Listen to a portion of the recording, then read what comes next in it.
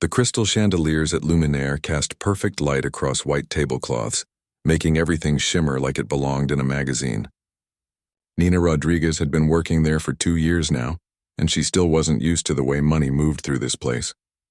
A bottle of wine here cost more than her monthly rent. A single appetizer could cover her electric bill. She didn't complain, though. The tips were good when the customers were happy, and she'd gotten skilled at reading people, at knowing exactly when to refill a water glass or disappear into the background.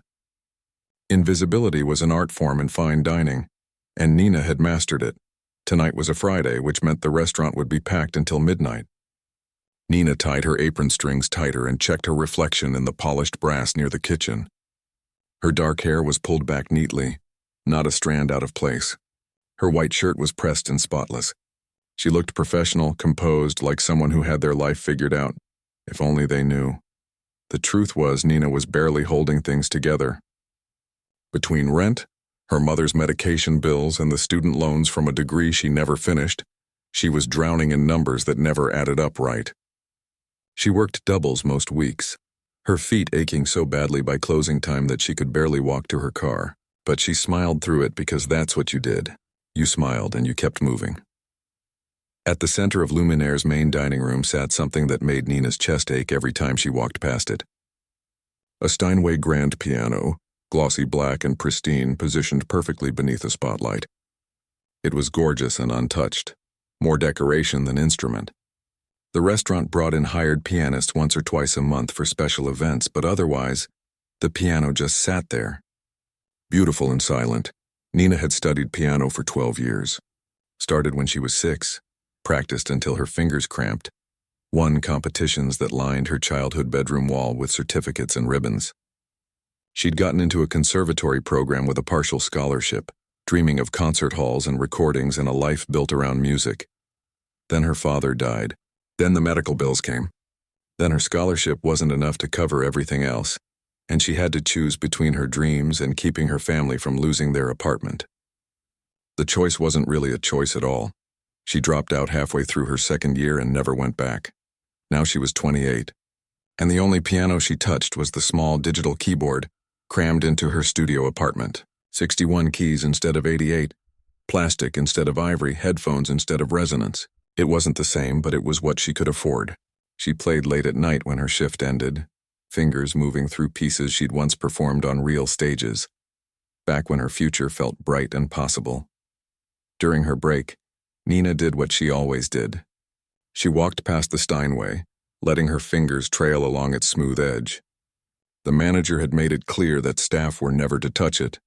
It was for professionals only, for people who were paid to play. Nina wasn't bitter about it, not exactly. She understood rules, but understanding didn't stop the longing that knotted in her stomach every time she saw those keys. Table 12 just sat, her coworker Tommy called out, pulling Nina back to reality. And heads up, it's one of those nights. Nina glanced toward the entrance and understood immediately what he meant. A group of 8 had arrived, all expensive suits and loud confidence, the kind of customers who expected the world to rearrange itself around them. In the center of the group was a man in his mid-50s, silver hair styled perfectly, wearing a watch that probably cost more than Nina's car, Richard Hawthorne. Even Nina, who didn't follow business news, knew that name. Tech billionaire, venture capitalist, the kind of person who bought companies the way normal people bought groceries. He'd been written up in magazines, interviewed on podcasts, photographed at charity galas with celebrities and politicians, and tonight, he was in her section. The manager rushed over, practically vibrating with stress and excitement. Nina, you've got the Hawthorne party. Be perfect, okay? Whatever they want, make it happen. Nina nodded and grabbed her order pad. She'd served plenty of wealthy customers before. The trick was to be attentive without being intrusive, quick without seeming rushed, friendly without being overly familiar. She could do this. She approached the table with her best smile. Good evening, gentlemen. Welcome to Luminaire. Can I start you off with some drinks? Hawthorne barely glanced at her. He was too busy talking, gesturing broadly while his companions laughed at whatever story he was telling. Nina waited patiently, pad ready. After a moment, one of the other men ordered a round of cocktails, rattling off names of drinks Nina had memorized from the extensive menu. As she turned to leave, Hawthorne spoke without looking up. Make mine a double, and tell the bartender not to water it down like last time. There hadn't been a last time. This was his first visit that Nina knew of. But she just smiled and said, "Of course, sir." The evening proceeded like most others. Nina brought drinks, took orders, delivered food prepared by chefs who treated every plate like art. Hawthorne's table was loud but not unusual. They talked about deals and investments, dropping numbers that made Nina's head spin. Millions tossed around like pocket change. She was clearing their appetizer plates when it happened. Nina had positioned herself near the piano, balancing dishes on her tray when Hawthorne's conversation hit a lull. His eyes swept the room and landed on the Steinway. Then, for the first time all night, they landed on her. "You," he said, snapping his fingers like he was calling a dog. "Come here." Nina set down her tray and approached. "Yes, sir? Do you need something?" Hawthorne leaned back in his chair, studying her with the kind of look that made her skin prickle. Like she was something he was considering buying. "That piano? Anyone ever play it?" "We have professional pianists who perform here occasionally," Nina explained. "For special events. But right now it's just sitting there." He gestured at it dismissively. "Waste of a good instrument." Nina nodded politely, unsure where this was going. "Is there something I can get for you, sir?" "You look at that piano a lot," Hawthorne said suddenly. His companions had gone quiet, watching the interaction with interest. "I've noticed. Every time you walk past it, you stare." Nina's heart picked up speed. Had she been that obvious? "It's a beautiful instrument. You play?" The question felt like a trap. She hesitated. "I used to, years ago. I studied for a while, but I play something now," Hawthorne interrupted. It wasn't a request. His voice carried the absolute certainty of someone who'd never been told no in his life. Nina blinked. "I'm sorry, sir, but I'm working. I have other tables, and staff aren't actually allowed to. I'll make it worth your time." Hawthorne pulled out his wallet, thick with bills, and placed it on the table. "Play something on that piano, anything, and I'll tip you $500. The number hung in the air. $500. That was groceries for 2 months.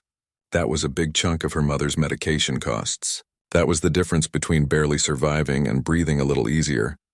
But it was also humiliation, dressed up as generosity.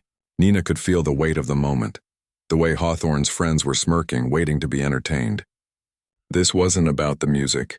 This was about power, about proving that everyone had a price. Her manager had materialized nearby, drawn by the commotion. He gave her a look, the one that said the customer is always right, even when they're wrong. The look that reminded her she needed this job. Nina glanced at the piano. At Hawthorne, at the $500 that would solve so many problems. "Okay," she heard herself say. "I'll play." Nina's hands were shaking as she walked toward the piano. Every step felt like it took forever. The distance from Hawthorne's table to that black Steinway couldn't have been more than 20 feet, but it felt like crossing an ocean. She could feel eyes on her. Not just from Hawthorne's table, but from the other diners too. Word had spread somehow, the way it always does in restaurants. People were watching, waiting. Some probably curious, others probably annoyed that their expensive dinner was being interrupted. Nina reached the piano bench and sat down slowly. The leather was cool and smooth beneath her. She adjusted her position, muscle memory kicking in even though it had been 3 years since she'd sat at a real piano like this. Her digital keyboard at home didn't have a bench. She played standing up or sitting on her bed. She lifted the fallboard, revealing the keys. 88 of them, perfect and pristine. Real ivory and ebony, not the plastic she'd gotten used to. Just looking at them made her throat tight. "Sometime today would be nice," Hawthorne called out. His friends chuckled. Nina placed her hands on the keys. They were cold. She closed her eyes for just a second, trying to calm the panic rising in her chest. What was she supposed to play? Hawthorne had said anything, but that was the problem. She knew hundreds of pieces, complex concertos, delicate preludes, thundering sonatas, but her fingers felt frozen. He wanted something cheerful, she decided. Something light and easy that would entertain his friends for a few minutes, so she could collect that money and get back to work. Something that wouldn't expose how rusty she'd become. She started playing a popular song, one that everyone knew, the kind of melody that played in coffee shops and elevators. Her fingers moved across the keys, finding the notes almost automatically. It was simple, repetitive, safe. The piano's sound filled the restaurant, rich and full in a way her keyboard could never match. Nina didn't look up. She kept her eyes on the keys, focusing on not making mistakes. The piece only lasted about 2 minutes. When she finished, there was polite applause from around the dining room. Some customers had actually stopped eating to listen. "Not bad for a waitress," Hawthorne announced loudly. He pulled out 5 $100 bills and waved them in the air like flags. "Come get your tip, sweetheart." Nina stood and walked back to his table, her face burning. Sweetheart, like she was a child who'd done a cute trick. She took the money with a quiet thank you and tried to return to her other tables. But something had shifted. The other servers were looking at her differently now. Some seemed sympathetic, like they understood what had just happened. Others looked almost jealous. $500 for 2 minutes of work while they were running their legs off for 20% tips. Tommy caught her by the kitchen. "That was actually really good. I didn't know you could play like that." "It wasn't anything special," Nina said, shoving the bills into her apron pocket. The money felt heavy and wrong. Still, $500 for one song. Maybe you should play more often. Nina shook her head. It was a one-time thing. He just wanted entertainment. But she was wrong about that. Hawthorne came back 3 days later. Different group of people, same expensive suits, same loud confidence, and he requested Nina's section specifically. She thought maybe it was a coincidence until halfway through the meal when he gestured toward the piano. "My talented waitress is going to play for us again. Aren't you, Nina?" He'd learned her name. Somehow that made it worse. "Sir, I really should focus on my tables tonight. We're quite busy." "Another 500, Hawthorne said, already reaching for his wallet. Same deal. One song. Her manager was watching. Other customers were watching. And Nina needed that money. Her mother's prescription costs had gone up again. The car was making a weird noise she couldn't afford to fix yet. She played. This time he requested something specific, a children's song with a simple melody. His friends laughed throughout the performance. One of them recorded it on his phone. Nina felt like a trained animal in a circus performing on command. When she collected her money this time, Hawthorne leaned back with a satisfied smile. "See? Everyone knows their place in the world. You serve food and play little songs. I pay for the privilege. It's a perfect system." Nina didn't respond. She just nodded and walked away, the $500 in her pocket feeling less like a gift and more like handcuffs. He came back the next week.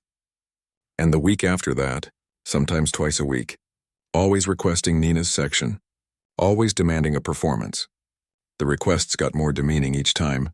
Nursery rhymes, commercial jingles, simplified versions of classical pieces that Nina had once performed in full. "Make it fun," he'd say. "Nothing too serious. Remember, you're here to entertain us, not to show off." The money added up. 2,000, then 3,000. Nina was catching up on bills she'd been drowning in for months. She could breathe a little easier financially. But every performance took something from her that money couldn't replace. Her coworkers started calling her the piano girl. Some meant it affectionately. Others said it with an edge, like she was getting special treatment. The kitchen staff made jokes. Even her manager had started expecting it, building it into the evening's entertainment schedule when Hawthorne made reservations. "He's bringing 10 people tonight," the manager told Nina one evening. "Make sure you're ready to play. He's become one of our best customers. We can't disappoint him." Nina wanted to say no, wanted to tell her manager that she wasn't hired as entertainment, that her job was serving food, that she had a degree from a prestigious conservatory even if she never finished it. But the words stuck in her throat because she knew what would happen if she refused. Hawthorne would complain. The manager would side with the customer. And Nina needed this job. The worst part was how Hawthorne framed it to his guests. He'd announce her performances like a circus ringmaster. "Ladies and gentlemen, my trained waitress will now perform for your amusement." He'd tell them the story, how he discovered this hidden talent, how he was helping her out with generous tips, like he was doing her a favor. Like she should be grateful. Nina started having trouble sleeping. She'd lie in bed at night staring at her ceiling, her hands curled into fists. During the day, she'd catch herself looking at the piano with something that wasn't love anymore. It had become a symbol of her humiliation, of how far she'd fallen from the person she used to be. She'd once played that same Rachmaninoff concerto that concert pianists built careers on. She'd performed in competitions where judges praised her technique and emotional depth. She'd been told she had a gift that she could go far. Now she played Twinkle, Twinkle, Little Star for billionaires who laughed at her. One evening, Tommy found her crying in the walk-in freezer during her break. She'd gone there because it was the only place she could be alone, where the cold might shock her back into feeling nothing. "You don't have to keep doing this," he said quietly. You could tell him no. And then what? Nina's voice cracked. "He's spending thousands here. The manager loves him. If I refuse, I'm the problem employee. I'll lose my section, my shifts, maybe my job. And then how do I pay rent? How do I help my mom?" Tommy didn't have an answer because they both knew there wasn't one. This was the reality of their world. Rich people made demands. Poor people either met them or starved. That was the system, just like Hawthorne had said. But something was building inside Nina. A pressure like a pot about to boil over. Every demeaning request, every condescending smile, every dollar that came with strings attached. It was all adding up to something she couldn't quite name yet. The breaking point came on a Thursday night. Hawthorne arrived with his largest group yet. 12 people crowded around a specially arranged table. And sitting among them was someone Nina recognized from the arts section of the newspaper. A music critic, someone who reviewed actual concerts at actual venues. Hawthorne had brought an audience, a real one. He stood up before dinner was even served. "Tonight I have something special planned. My waitress here, Nina, is going to perform for us. She's quite talented at playing simple pieces." The critic looked interested, pulling out a notebook. "Nina," Hawthorne continued, his voice booming across the restaurant, "I want you to play Twinkle, Twinkle, Little Star, but make it interesting. Add some variations. Make it last a few minutes." He was asking her to perform a joke, a nursery rhyme dressed up with flourishes, something to make his friends laugh, something to prove to this critic that even people with training were ultimately just servants. Nina walked to the piano. She sat down. She placed her hands on the keys, and then she made a choice. Nina's fingers rested on the keys, but she didn't start playing. Not yet. Something inside her had gone very still, very quiet. Like the moment right before a storm breaks, she thought about the last 3 weeks. Every humiliating performance, every condescending comment, every time she'd swallowed her pride and played children's songs while grown men laughed. Every night she'd gone home and cried in the shower where nobody could hear her. She thought about the conservatory, about the day she'd had to drop out. She'd sat in the administration office signing withdrawal papers while the woman behind the desk asked if she was sure. Nina had wanted to scream that no, she wasn't sure, that this was killing her. But instead she just signed her name and walked out. She thought about her father. He'd been the one who first put her hands on a piano when she was 6 years old. He'd worked double shifts at the factory to pay for her lessons. He'd sat through every recital, every competition, beaming with pride even when she made mistakes. Before he died, he told her she was going to do something special with her life. Something beautiful. And now here she was, playing nursery rhymes for a billionaire's amusement. The restaurant had gone quiet. Everyone was waiting. Hawthorne's friends were already smiling, ready to be entertained. The music critic had his pen ready. Her manager was watching from near the kitchen, probably already counting the extra business this publicity would bring. Nina looked down at the keys. 88 of them, black and white, waiting. She'd spent half her life learning their language, understanding how to make them sing, how to pull emotion from wood and wire and felt hammers. She'd sacrificed so much to get good at this, and she was done making herself small. Her hands moved to a different position on the keyboard, not the high notes where children's songs lived, lower, richer. She found middle C with her left hand and let it rest there for a moment. Then she began to play Rachmaninoff. The opening chords of Piano Concerto No. 2 hit the room like a physical force. Deep, romantic, full of longing. This wasn't background music or entertainment.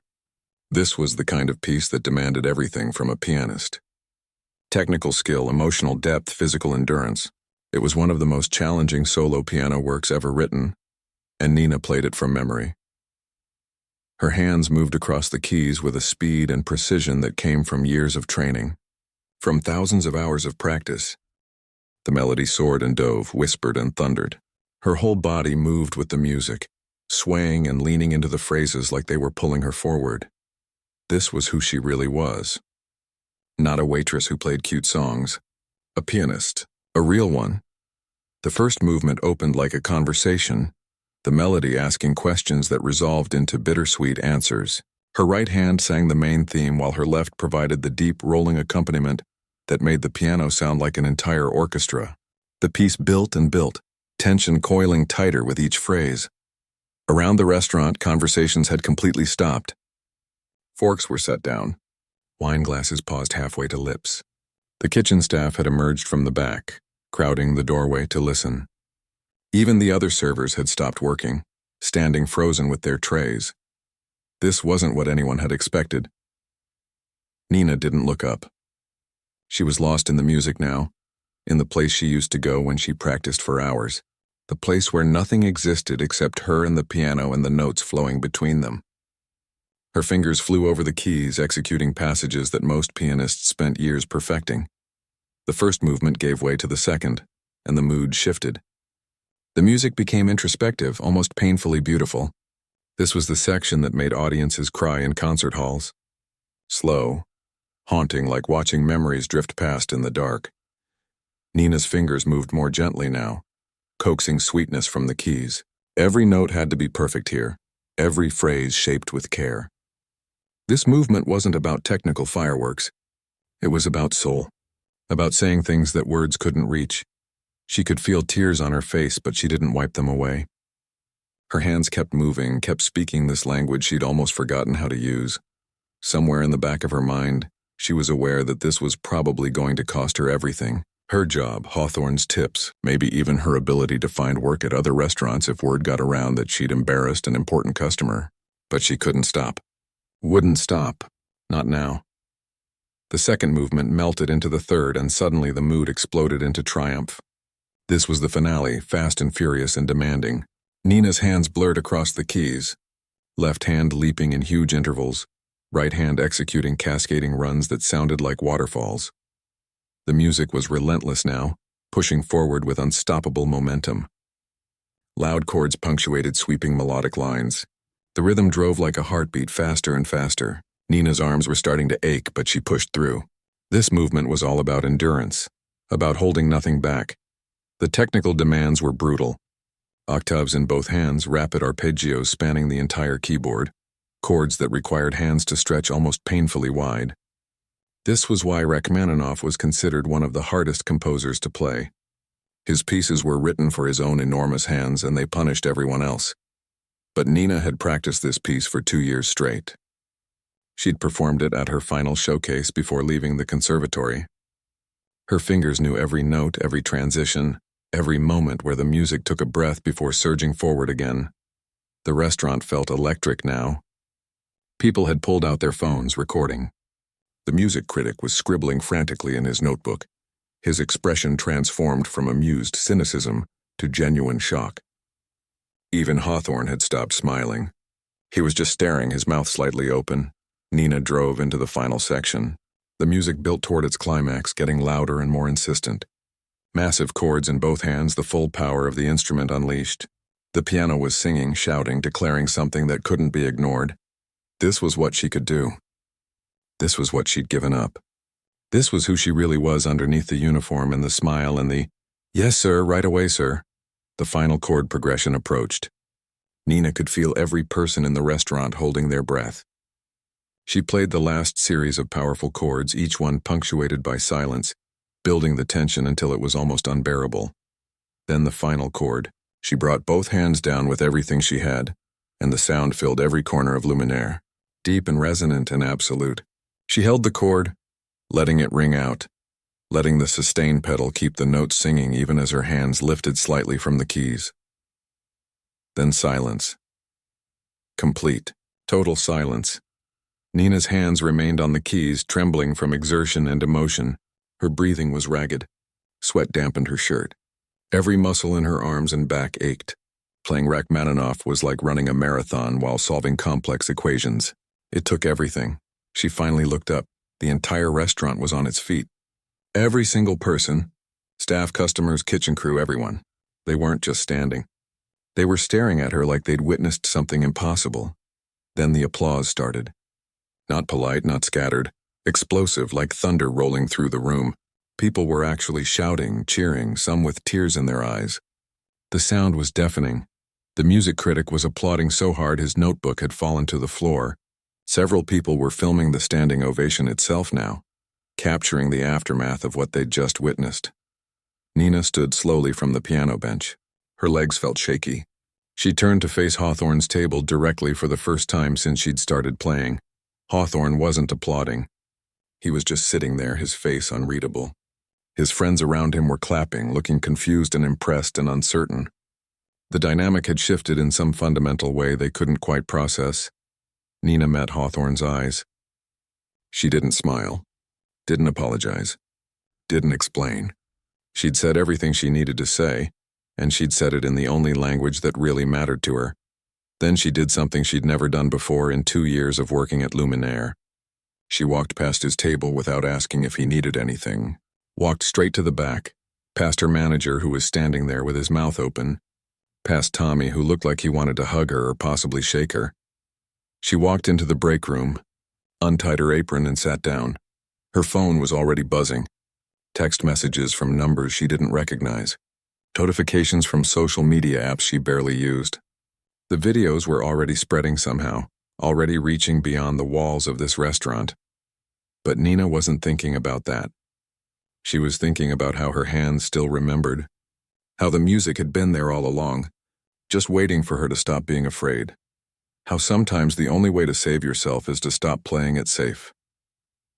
Nina sat in the break room for maybe 5 minutes before her manager burst through the door. His face was red, and she couldn't tell if he was angry or excited or both. "What just happened out there?" he asked, his voice higher than usual. Nina looked up at him calmly. "I played piano, like Mr. Hawthorne asked. That's not what I mean, and you know it." He paced back and forth in the small space. "You were supposed to play something simple, something cheerful. Instead you played, I don't even know what that was, some kind of concert piece that went on for 12 minutes. Rachmaninoff. Piano Concerto No. 2. Nina's voice was steady. She felt strangely calm now, like she jumped off a cliff and was just waiting to see where she'd land. The entire restaurant stopped working. Other servers couldn't do their jobs. The kitchen backed up. "And Hawthorne?" He stopped pacing and looked at her.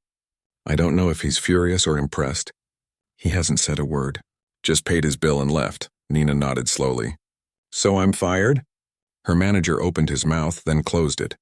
He seemed genuinely unsure. "I don't know yet. Let me see how this plays out. Go home for tonight. I'll call you tomorrow." She gathered her things, said goodbye to Tommy, who gave her a tight hug and whispered, "That was incredible," and walked out to her car. Her phone wouldn't stop buzzing. The notifications were coming so fast now that her screen was just a constant stream of alerts. She sat in her car and finally looked. The videos were everywhere. Someone had posted the full performance on social media, and it had already been shared thousands of times, then tens of thousands. The comments were flooding in faster than she could read them. "Who is this woman? This is what a real pianist sounds like. I'm literally crying. This is the most beautiful thing I've heard all year. The way she plays with such emotion. You can tell she's been holding this in for so long." Someone had identified Luminaire from the background of the video. People were tagging the restaurant, asking about her.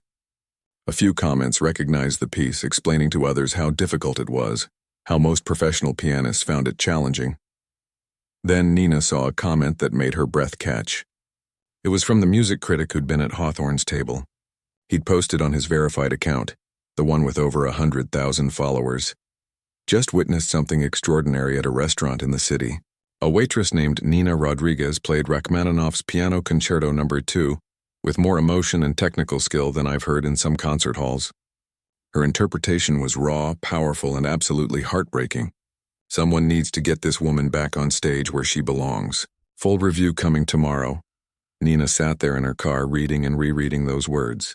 Her hands were shaking again, but this time not from fear, from something else she couldn't quite name.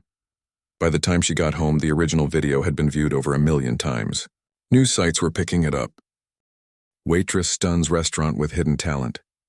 Viral piano performance leaves audience speechless. Who is Nina Rodriguez? Her phone rang. An unknown number. She almost didn't answer, but something made her pick up. Is this Nina Rodriguez? The pianist from Luminaire? Yes, who is this? My name is Dr. Patricia Chen. I'm the Dean of Admissions at the Berklee Conservatory in Boston. I just watched your performance, and I had to reach out immediately. Nina's heart started pounding. Berklee, one of the top music schools in the country. I pulled your file, Dr. Chen continued. You were enrolled at the Manhattan Conservatory 3 years ago. Withdrew in the middle of your second year. Your professors gave you exceptional reviews. Your performance scores were in the top percentile. I had to leave, Nina said quietly. Family circumstances. Financial issues. I couldn't afford to continue. I understand. More than you might think. Nina, I want you to know that what I saw tonight wasn't just technical proficiency. It was artistry. Real genuine artistry. The kind we look for in our students. She paused. I'd like to offer you a full scholarship to complete your degree with us. Full tuition plus a living stipend. Nina couldn't speak. The words wouldn't come. I know this is sudden, Dr. Chen said. Take some time to think about it. But I want you to know the offer is real. We have emergency funding for exactly these situations. Talented musicians who had to stop because of circumstances beyond their control. You deserve to finish what you started. After they hung up, Nina sat on her bed in her tiny apartment and cried. Not sad tears this time. Something else. Relief maybe. Or disbelief. Or hope, which felt even more dangerous. Her phone kept ringing. More unknown numbers. A concert venue in Chicago wanted to know if she'd be interested in performing. A documentary filmmaker wanted to tell her story. A recording studio wanted to discuss possibilities. An arts foundation that provided grants to emerging musicians. It was overwhelming. Impossible. 12 hours ago, she'd been serving appetizers and playing nursery rhymes for tips. Now people were calling her an artist.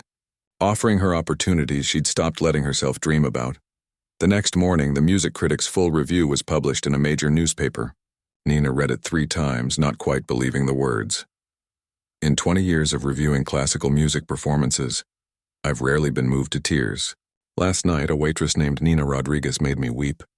Her performance of Rachmaninoff's Piano Concerto No. 2 was not just technically impressive, though it certainly was that. It was a revelation. Here was someone playing not for acclaim or recognition, but out of pure necessity. Like if she didn't play, she would stop breathing. The emotion she brought to each phrase, the way she shaped the melody with such intimate understanding, spoke to a depth of feeling that cannot be taught. Ms. Rodriguez has clearly lived inside this music, and last night she let it live through her. This is what classical music is supposed to be. Not sterile perfection in a concert hall, but raw human emotion transformed into sound. Someone give this woman a stage.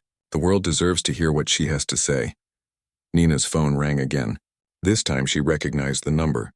It was Luminaire, her manager. Nina, you're not fired, he said immediately. In fact, we've been getting calls all morning. People want reservations specifically to hear you play. Hawthorne called too. Nina's stomach tightened. What did he say? He wants to speak with you in person. He's coming in tonight at 8 and requested that you be here. I don't work tonight. I know. But he's offering a lot of money just for a conversation. Nina, I know things got weird with him, but this could be good for you. For all of us. The restaurant is getting more attention than we've had in years. Nina thought about it. Part of her wanted to refuse, to never see Hawthorne again. He'd humiliated her, reduced her to entertainment, made her feel small. But another part of her was curious. What could he possibly have to say now? I'll come, she said finally. But I'm not playing piano. I'm just talking. And if he's disrespectful, I'm leaving. Fair enough. 8 o'clock. Nina spent the day processing everything. The scholarship offer, the concert invitations, the reviews, the hundreds of thousands of people who'd now seen her play. It felt like her life had split into 2 versions before and after that performance. She thought about what Tommy had said in the walk-in freezer. You don't have to keep doing this. At the time, she'd felt trapped, like she had no choice. But playing that concerto had been a choice. Maybe the first real choice she'd made in years. She'd chosen herself, chosen her talent, chosen to stop being invisible. At 7:30 that evening, Nina drove back to Luminaire. She wasn't wearing her uniform, just regular clothes, jeans, and a nice shirt. She wasn't coming as an employee tonight. She was coming as herself. The restaurant was busy, the usual Friday night crowd. But when she walked in, several people recognized her from the videos. A couple at a corner table actually started clapping. Nina felt her face go hot, but she smiled and nodded. Her manager led her to a private room in the back. The same room where Hawthorne usually sat with his large parties. But tonight he was alone. He stood when she entered.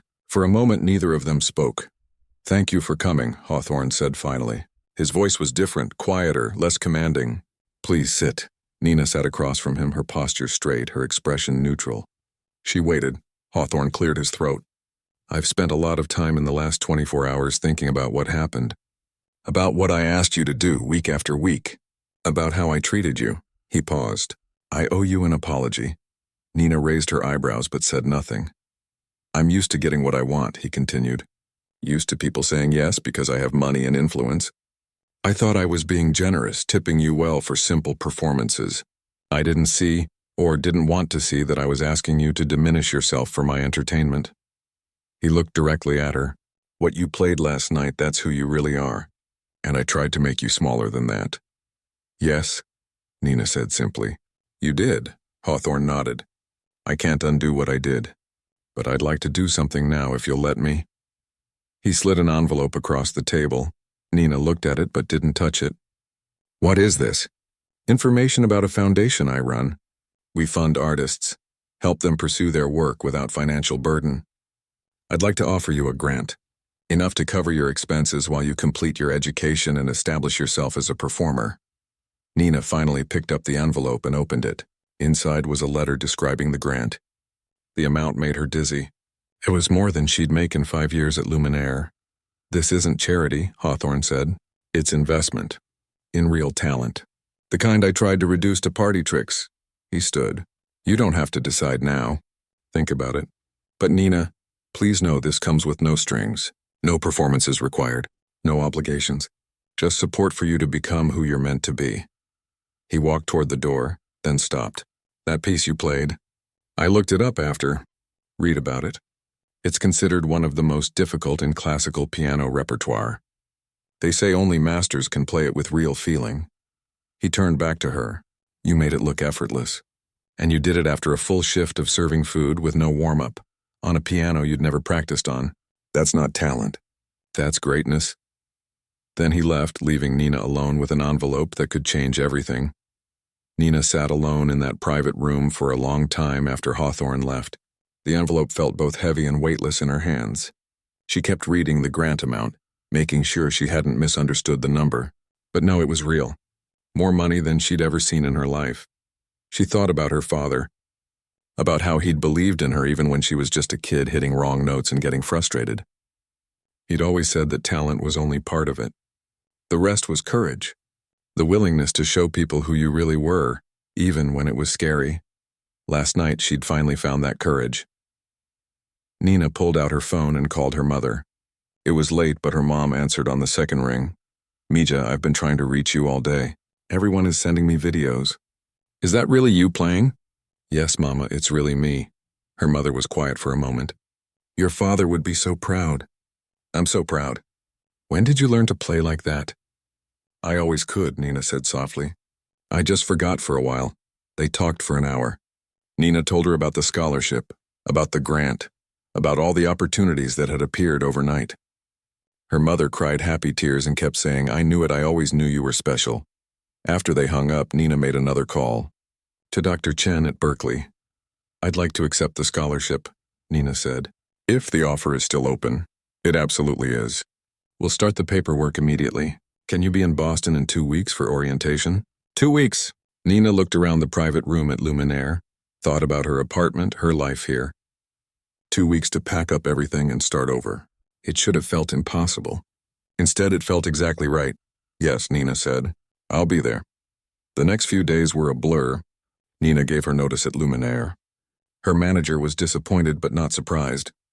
Tommy threw her a small goodbye party with the other servers, and they all signed a napkin with encouraging messages. "Don't forget us when you're famous," someone wrote. Nina promised she wouldn't. She accepted Hawthorne's grant too, after talking it over with her mother and thinking hard about what it meant. The money came with no strings, just like he'd said. It was set up through his foundation, handled by administrators. She'd never have to see him or thank him or perform for him. It was just support, given without expectation of anything in return. Maybe people could change. Or maybe Hawthorne had just finally seen her as a person instead of entertainment. Either way, Nina decided to accept the help. Pride was expensive, and she'd been paying its price for too long. The concert venue in Chicago reached out again. They wanted her to perform in 3 months, a full recital. Opening for an established pianist who'd heard her viral performance and specifically requested her. Nina said yes to that too. One step at a time, she was building something new. Before she left for Boston, there was one more thing she needed to do. She drove to her old conservatory, the Manhattan school where she'd studied before everything fell apart. She hadn't been back since the day she withdrew. The building looked the same, elegant and imposing, full of students who still had their dreams intact. Nina walked to the practice rooms in the basement. The same rooms where she'd spent countless hours working on technique, on interpretation, on becoming the pianist she wanted to be. The door to room 7, her favorite, was unlocked. She went inside and sat at the piano. It wasn't as nice as the Steinway at Luminaire, but it was familiar. She'd played this exact piano hundreds of times. Nina placed her hands on the keys and started playing. Not Rachmaninoff this time. Something gentler. A Chopin nocturne, soft and contemplative. Music that sounded like thinking, like remembering, like saying goodbye to one version of yourself so another could emerge.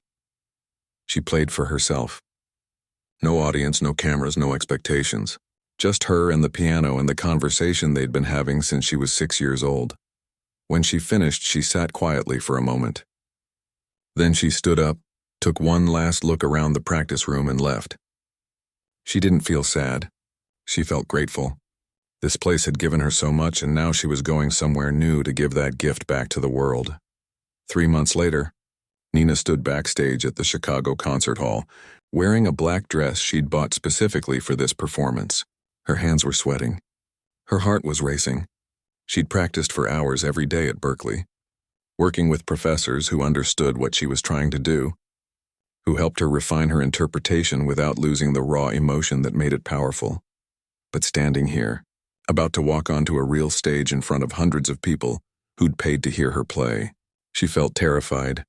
Tommy had driven up from the city with a group of former co-workers from Luminaire. Her mother was in the front row, dressed up and beaming. Dr. Chen was there too, along with several of Nina's new classmates. The music critic who'd written that first review had come. Even some of the people from that viral video had somehow gotten tickets. A stage manager gave her the signal. It was time. Nina walked onto the stage. The lights were bright and hot. The piano waited for her, lid open, ready. She could see the audience, all those faces watching, waiting to see if she was as good as the video suggested or if that had been a fluke. She sat down at the bench, adjusted her position, placed her hands on the keys, and then she began to play. She'd chosen a program of pieces that meant something to her. Chopin because he wrote music that felt like emotion translated directly to sound. Debussy because his impressionistic style let her show different colors and textures. And yes, Rachmaninoff's Piano Concerto No. 2, arranged for solo piano, because this was the piece that had changed everything. But this time, she wasn't playing out of anger or defiance or desperation. She was playing because this was who she was. This was what she had to offer the world. Her gift, finally given freely. The music filled the concert hall. Nina let herself disappear into it, the way she had that night at Luminaire, but without the weight of humiliation or fear. Just pure expression, pure art, pure communication between her soul and everyone listening. When she finished the final piece, the audience erupted. Not just applause, but a standing ovation that went on for several minutes. People were calling out her name. Some were crying. Her mother was openly sobbing with joy. Nina stood and bowed. She felt lighter than she had in years. Like she'd been carrying something heavy for so long that she'd forgotten what it felt like to stand up straight. Backstage afterward, people lined up to meet her. Music students wanting advice. Older pianists offering encouragement. A reporter asking for an interview. A representative from a record label interested in signing her for an album. Through the crowd, Nina saw someone unexpected. Hawthorne. He was standing at the back, not pushing forward, just watching. When their eyes met, he nodded once. A small gesture of respect, of acknowledgement. Nina nodded back. Then he turned and left, and she knew she'd probably never see him again. That was okay. He'd been part of her story, the antagonist who'd accidentally pushed her toward her own rescue. But this chapter, the one she was writing now, belonged only to her. Later that night, back in her small dorm room at Berkeley, Nina sat at her desk and opened her laptop. Messages flooded her inbox. Opportunities, requests, congratulations from people she'd never met. It was overwhelming, but in a good way. She pulled up a blank document and started writing, not music this time, but words. She wanted to capture this moment, this feeling of finally becoming who she was always meant to be. For anyone who's had to put their dreams on hold, she typed. For everyone working jobs that don't see your full value, serving people who treat you as less than you are. For all of us who've made ourselves small to survive, you are not your circumstances. You are not your job. You are not defined by other people's inability to see you clearly. She paused, thinking about that night at Luminaire, how terrified she'd been, how it had felt like jumping off a cliff. Sometimes the scariest thing you can do is show people who you really are, but that's also how you find your way back to yourself. One brave moment can change everything. Trust me. I know. Nina saved the document and closed her laptop. She walked to the window of her dorm room and looked out at Boston, at this new city full of new possibilities. Somewhere out there were concert halls waiting for her, audiences who wanted to hear what she had to say, a future that finally looked like the one she used to dream about. She thought about the girl she'd been at 6 years old, putting her hands on piano keys for the first time. That girl had known even then that music was her language, that this was how she would speak to the world. It had taken 22 years, a lot of pain, and one billionaire's cruelty to finally give her the push she needed to speak loudly enough for the world to listen. But now they were listening. And Nina had so much left to say. She picked up her phone and texted Tommy. I did it. Just like we talked about. I played my heart out and they loved it. His response came immediately. Never doubted it for a second. You were always meant for this. Don't forget about us regular people when you're selling out Carnegie Hall. Nina smiled. Impossible.